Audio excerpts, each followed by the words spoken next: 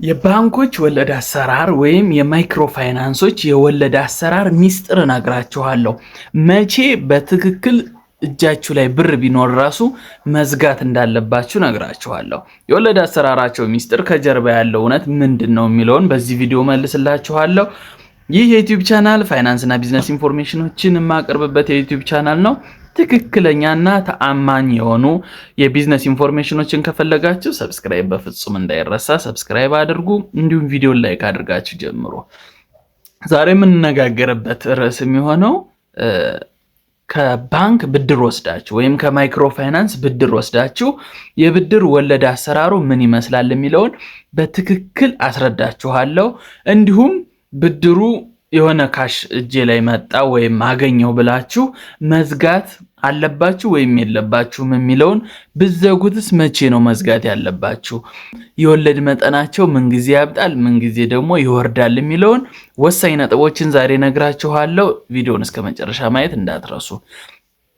ባንኮች ወይም ማይክሮ ፋይናንሶች ብድር ይለቁላችኋል። ለምሳሌ 1 ሚሊዮን 2 ሚሊዮን 500,000 300,000 ዋቴቨር ብሩ አይደለም ዋናው ነገር።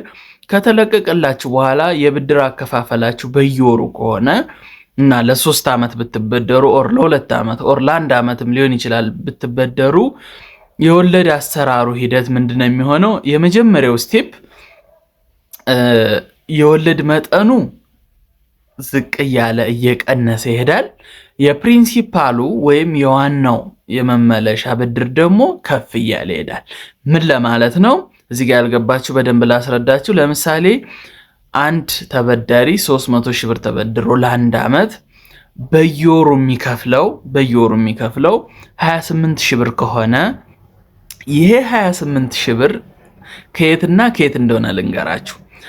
28,000 በየወሩ የሚከፍል አንድ ተበዳሪ ለማይክሮ ፋይናንስ ኦር ለባንክ መጀመሪያው ወር ላይ የሚከፍለው 8,000 ብር ኦር 7,000 ብር ከፕሪንሲፓሉ ወይም ከ300,000 ብር ላይ የሚቀነስ 20 ምናምን ሺው ከወለድ ላይ የሚቀነስ ነው። ስለዚህ አስቡት፣ መጀመሪያ ባንኮች የሚሆኑ ማይክሮ ፋይናንሶች የሚቀበሏችሁ ወለዱን ነው። ድንገት ብትዘጉት ማግኘት ያለባቸውን ጥቅም ማግኘት ስላለባቸው ማለት ነው። ስለዚህ ብድሮችን በከፈላችሁ ቁጥር ወለዱን ነው ቅድሚያ የሚያስከፍሏችሁ ማለት ነው ባጭሩ። ቀጣይ ወር ላይ ደግሞ 20,000 ብቻ ይሆንና 20,000 ብር ይሆንና ከወለዱ 8,000 ብሯ ከፕሪንሲፓል ወይም ከዋናው ብር ይሆናል።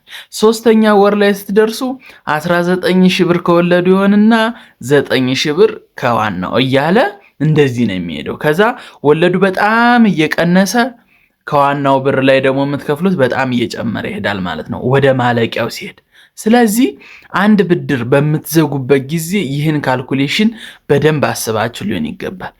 እርሊ ከሆነ ወይም እንደተወሰዳችሁ በ1 ወር በ2 ወር በ3 ወር እስከሆነ የምትዘጉት አዋጭ ነው።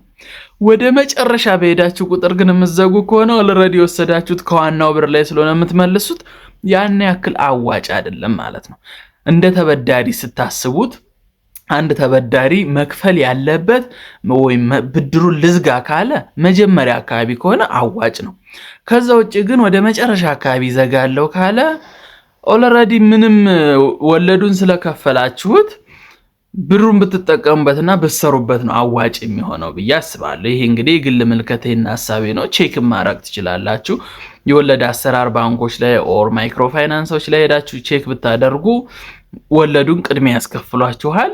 ዘን ከዋናው ብር ላይ እያስከፈሉ ይሄዳሉ ማለት ነው። ስለዚህ ብድር በወሰዳችሁ ጊዜ በየወሩ የምትከፍሉ ከሆነ ወይስ ከመጨረሻው በየወሩ እየከፈላችሁ ሄዱ። የሆነ ሰዓት ሊያልቅ አካባቢ አይልዝጋው ከምትሉ ብሩን ብትሰሩበት የተሻለ ነው።